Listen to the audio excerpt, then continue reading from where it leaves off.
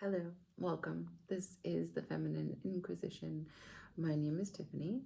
Today's video is very different from normal. This is not a reading.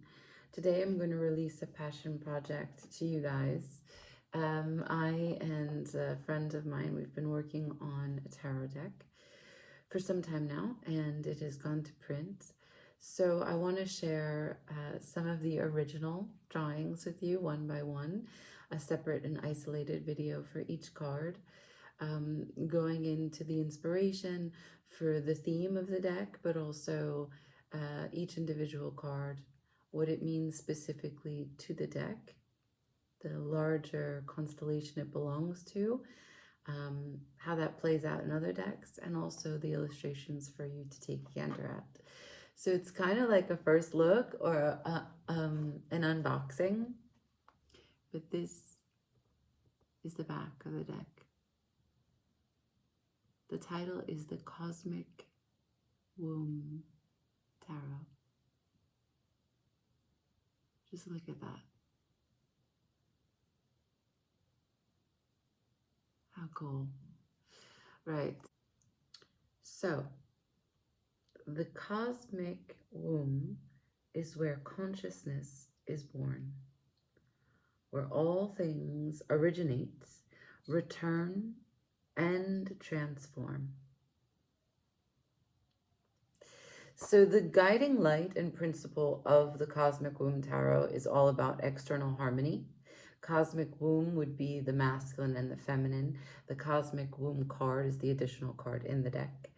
But it's about the divine masculine, feminine coming together and everything that is in its yin and yang counterpart harmonizing, right? So this alignment allows you to manifest. This is the work.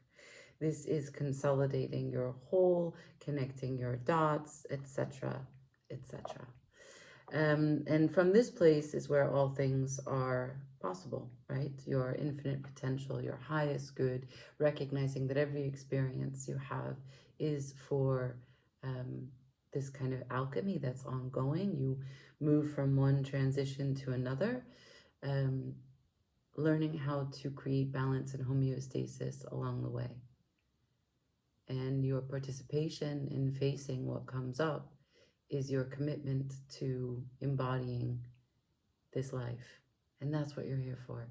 Every experience that shows up that you create or that's thrown your way is part of the whole symphony that you are enjoying, but also the maestro of, right, that you are conducting. It is important for you to recognize that tarot helps us save ourselves from the pitfalls of extremes, right? Whether we think we have complete control in our life or apathy, that we just float along. There is a place in between, because reality is an ever reflection of what it is that you give energy to. So your thoughts, your emotions, the energy that you put into the particular relationships that orbit you, the community that you're a part of, all of that is fed back to you. What you believe is the things that you don't yet know. The faith system that you hold, if it involves a higher connection to source, great. But the faith that you have to get through what it is that you're living through is what provides you this graduation points, these landmarks for you to continuously evolve and master what you're experiencing and make room to experience more, right? Okay, so basically this living is your greatest masterpiece, right? And that is going to be, all the messages are going to relate to giving you advice about that. Now, I want to talk to you about the constellations and the divination. So we'll start, what is divination, right? So when you use tarot, you have to choose your method of drawing cards. You could pull from the top, you could pull from the bottom. You can shuffle X amount of times, a number that means something specific to you or the person that you're pulling cards for. You can keep moving them in your hands until one pops out. The point is that the energy of synchronicity is allowing that particular card to come to you for your particular inquiry. It's a lot like magic, but it is about recognizing that there is no past, present, and future. We are in a loop, and you are not only the energy drawing the card. You are the energy previously that bought the deck. You are the energy in the future which continues to work on your divine gifts of inspiration and clearing so that messages can arrive to you, whether it's from your ancestors, known or unknown, whether it's from any source that you believe, if you feel angels are watching over you, if you feel that you have guides, great spirits that are part of your channeling, how you have divine communion about what is available in this human existence as you draw from your spirit's timeline, right? Your human pathway in this life, this body, is a small glimpse of your spirit's eternity. So that's how you have access to different timelines of information. Right. Okay. Furthermore, and if you're interested in that, I mean, there's tons of people that will make videos about this. Joseph Campbell will talk about what divination is. Carl Jung will talk about the way in which symbols come through. I don't know what will speak to you. I don't know what matters.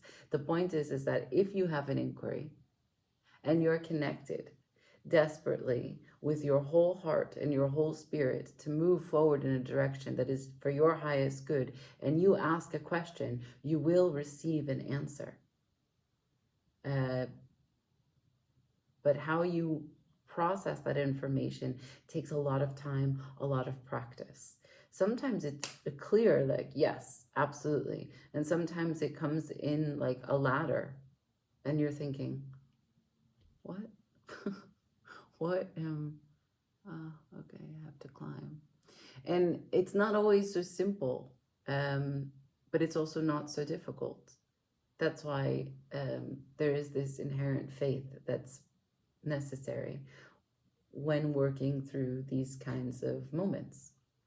Okay, so now let's talk about the constellation, right? So it's important for you to know that other cards are in the orbit of the particular card that you pull. And why that's important is because, well, you have each constellation, which is highly subjective. So how you process energy will dictate what cards are related to which energy, right? Your particular pathways that are available in how you manage your emotions, how you face your emotions, how you process your thoughts, the structure of your psychology, how much you take action on the things that you think about, or how much you sit with it, how particular or meticulous you are with organization, or how laissez-faire you may be in constantly perceiving new details and very flexible and move like airy in that way. So those dynamics of you as a person will change the particular cards that are related to each energy as it shows up. Okay, I hope that's clear. If not, write in the description box and we can have a chat. Furthermore, then there is the particular energies that are necessary for the world that the card belongs to, right? So every card has a kind of world that it exists in, and it connects to archetypes. It explores specific tendencies, obstacles, and some cards require your cooperation. Others act as catalysts.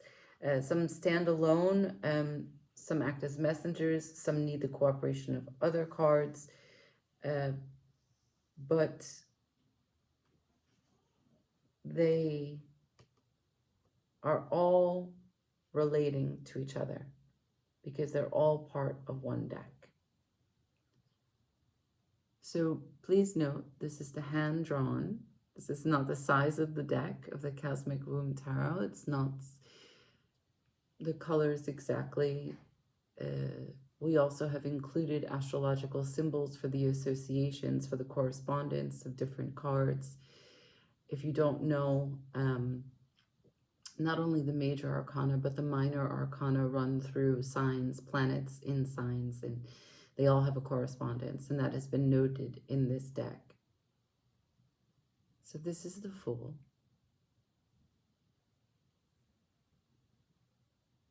In all his glory. And I want to go over, using some other decks, how the Fool has a constellation, okay? So I'm going to use a few. Some you'll know and some you won't know. Okay, so the Fool, right?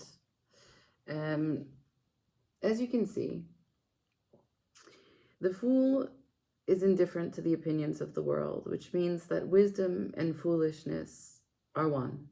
This is when you behave without any inhibitions by your thoughts on life or your place in it. Every choice is coming closer to free yourself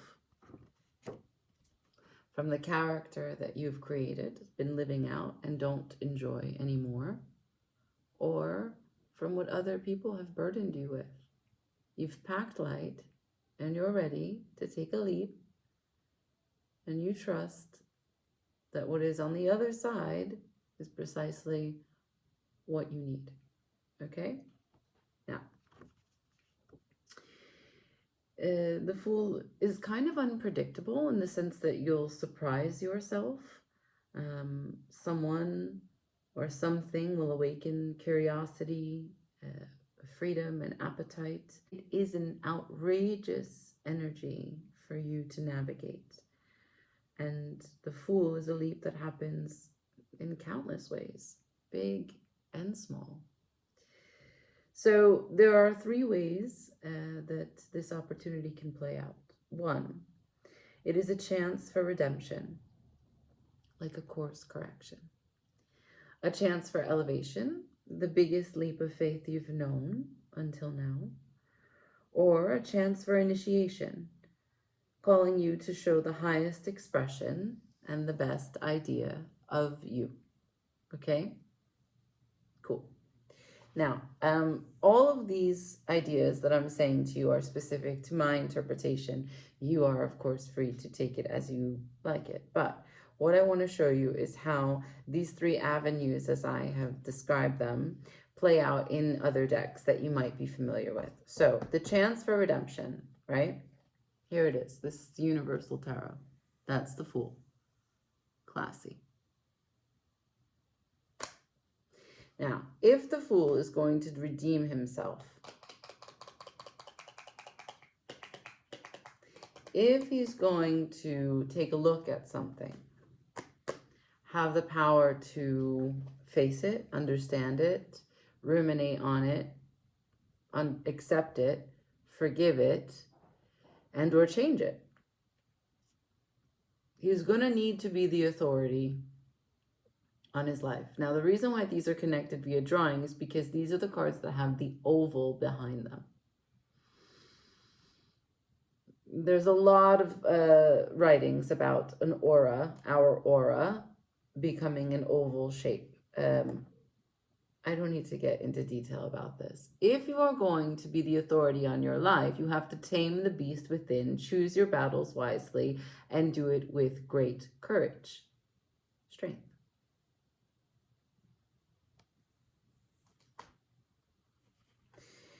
And you need to be able to look clearly at what you've lived up until this point without any shame, without cutting any corners, without toxic positivity cheering you on, without thinking that you can sell yourself some different stories so that it doesn't seem like what it really is.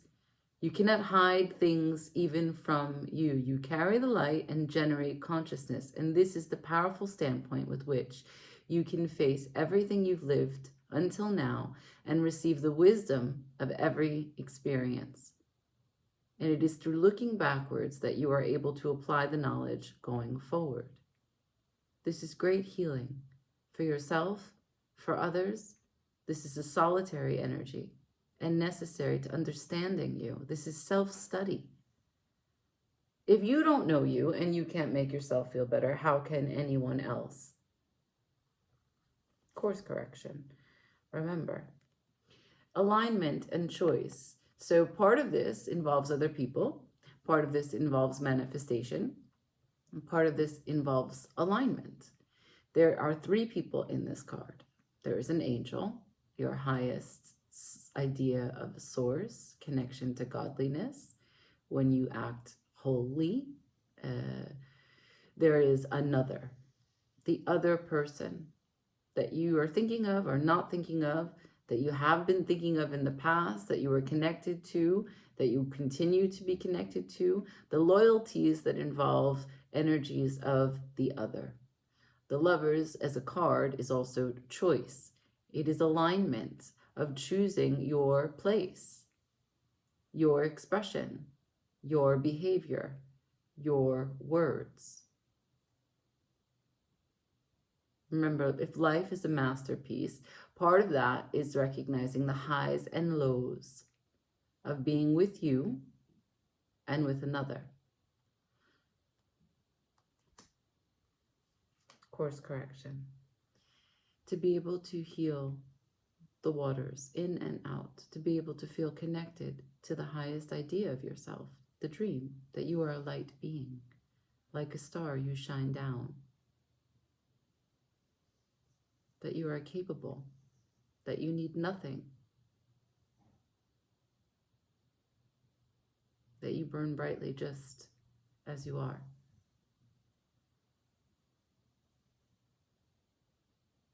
This is feeling connected. So when you course correct, the dream is possible. Forgiveness and acceptance of where you've been, maybe wasting time. The courage to know that all of it was part of the infinite plan or the ultimate plan that you don't write. And even though you don't write it, you can be the authority on your life to be this fool that the moment is asking for, right? Because to be a fool is not to be a eternal fool. It's that the moment right now asks you to be the fool. And so we move into the other possibility. Let's say it's not course correction, but it is a chance for elevation, right? We're going to use the light seers. Everyone loves this deck. So here's the Fool. Elevation. What would that mean? So the biggest leap of faith. As you can see, there's sacred geometry, plenty of green, and the shape of a number 8. Here we go. We continue with the shape of 8, the green, but this is responsibility in coloring our life, in tapping into our waters, in sharing, in holding space for ourselves and how we show up, especially in matters of reciprocity.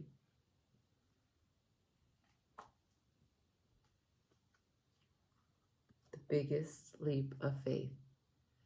So when we do things that are outside of our comfort zone, you see the white bird, it is so stressful that we begin to cloud our space with how it will not go as planned, or, I don't know, any stories that take you here. See the green that ties it together, but notice the white. This is the leap of faith. This is the elevation, that you keep your faith strong, that amidst the stress, which can sometimes feel inevitable, even if it's your doing, that you at least maintain the faith, right? What are you giving your energy to? Do you have a sense of karmic fairness? Are you fair with you? Are you fair? Are you right? Are you just? Do you keep your word? Do you keep your integrity? Remember that this is the biggest leap of faith.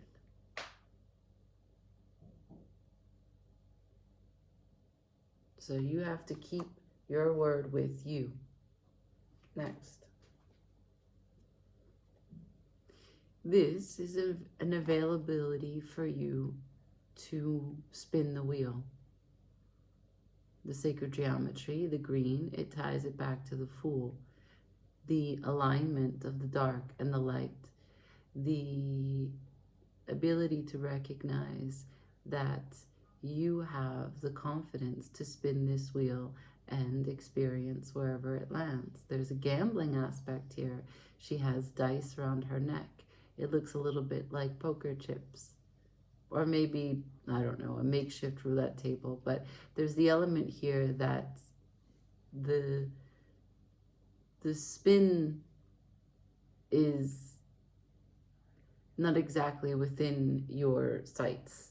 And part of you keeping your integrity lets this land in a more favorable position, right? So if this is you and your output in the world, this is the world mirroring what it is that you've been up to, right? A chance for elevation. What else? Going to the depths, going to hell and back.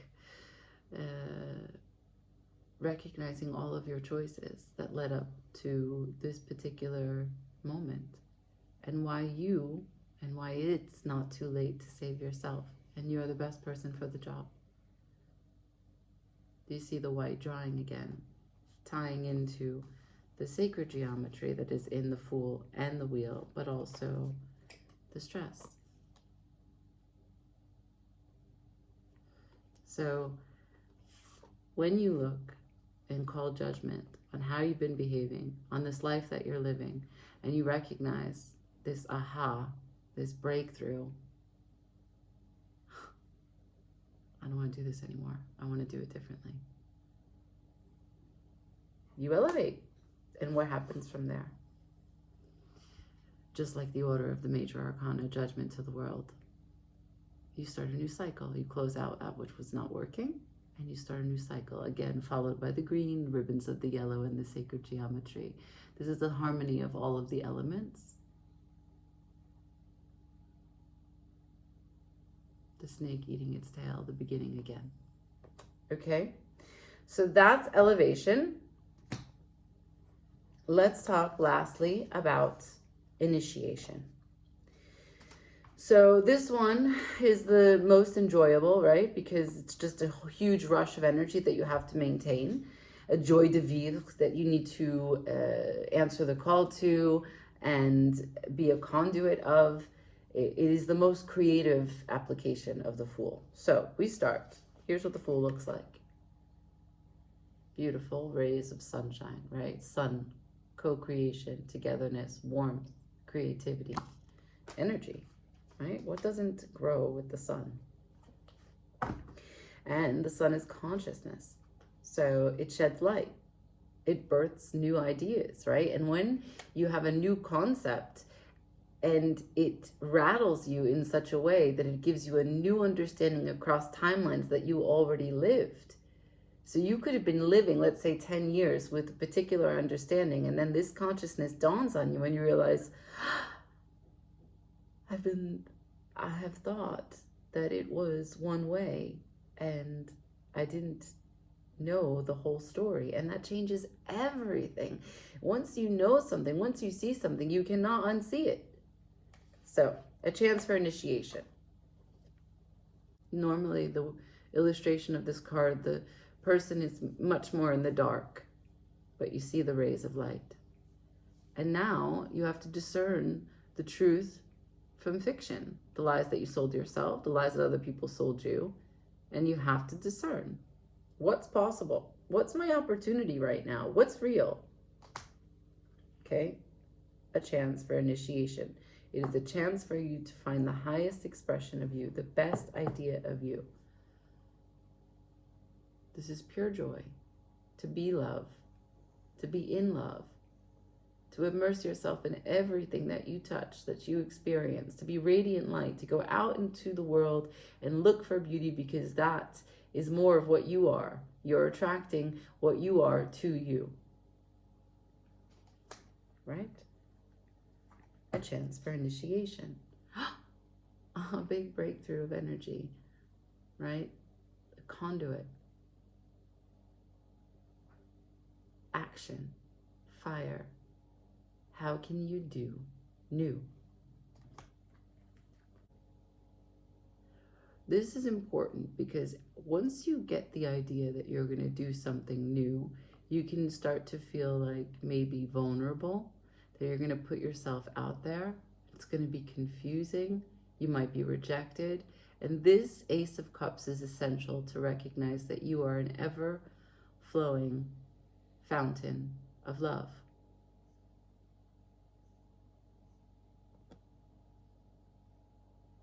There is no limit. And when you show the universe that you are without fear, without compromise, without any confusion, the true manifestation is available. A real world opportunity shows up to honor your place in your full moment. And there is the alignment and the angel's blessing. The choices that come to you that you've been searching for. Right. So, as I said, there are 3 ways in which the Fool will bring you an opportunity. It is a temporary moment, it is a window, and it asks your full attention. Now, there is a chance for redemption, which is course correction, a chance for elevation, which is the biggest leap of faith, and a chance for initiation, which is you showing the highest idea of you that you haven't shown in a long time.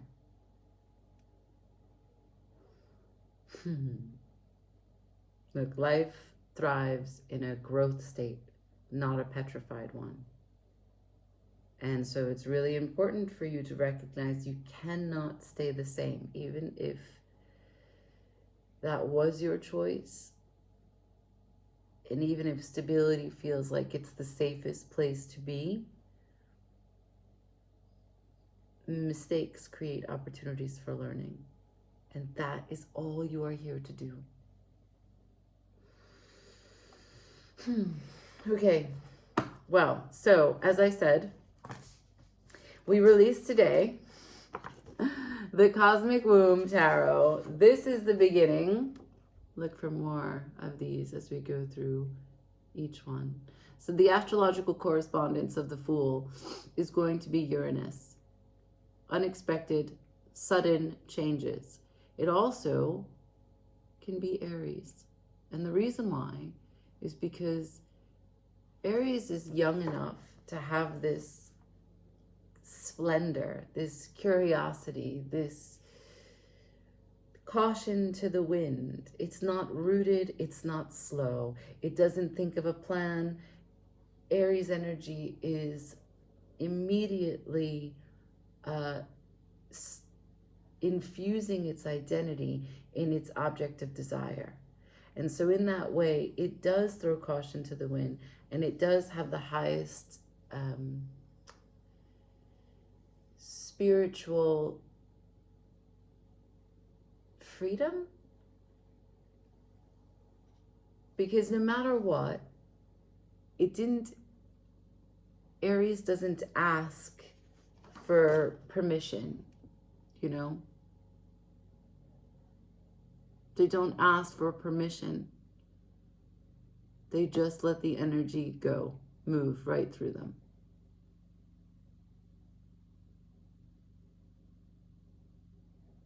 So Uranus and Aries. Aries is ruled by Mars. This is not a Martian card. It does take willpower and confidence to be able to move through like this, but Mars is much more directed energy, right? With purpose. So this is a Uranus card with Aries characteristics. All right, I leave it there as if it's a reading. Again, like, share, comment, subscribe. Ciao.